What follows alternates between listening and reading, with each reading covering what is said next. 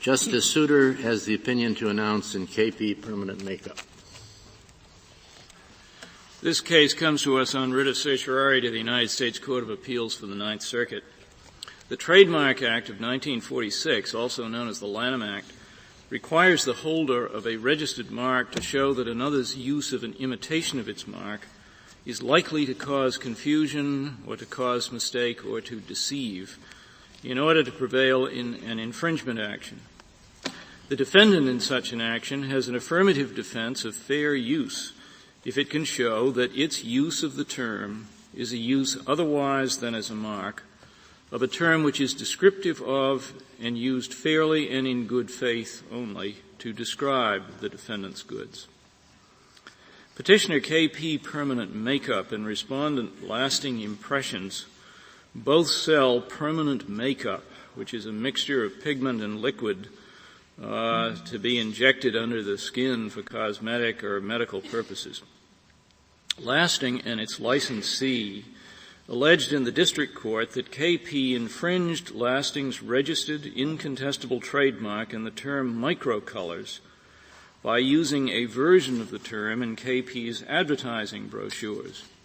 KP raised the affirmative defense of fair use. The district court granted summary judgment in favor of KP on its fair use defense to trademark infringement, but it did so without considering whether KP's use of the term was likely to cause confusion among consumers as to the origin of KP's goods. The Ninth Circuit reversed, finding that KP could only benefit from the fair use defense if there was no likelihood of confusion between its use of the term microcolor and Lasting's mark.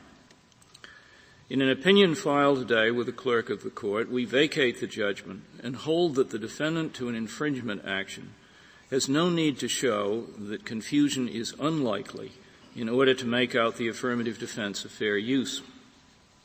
Nothing in the text of the statute setting out the affirmative defense indicates the defendant must make any showing regarding likelihood of confusion. And because Congress was specific in requiring the mark holder to show likelihood of confusion, mistake, or deception in order to make out an infringement claim, we decline Lasting's invitation to read Congress's silence on the significance of confusion under the fair use defense in order to require the defendant to show an absence of such likelihood. Nor can the common law of unfair competition be used to require the defendant to shoulder a burden on this issue. The common law, in fact, tolerated some degree of confusion from a descriptive use of words contained in another person's mark, and it did so in order to preserve the common right to use descriptive terms. Finally, it would make little sense to require a defendant to disprove, as part of its affirmative defense, an element of the plaintiff's prima facie case. If the defendant could do that, it would have no need of an affirmative defense at all. It follows from our conclusion that some degree of consumer confusion may coexist with the fair use of the term contained in another's trademark.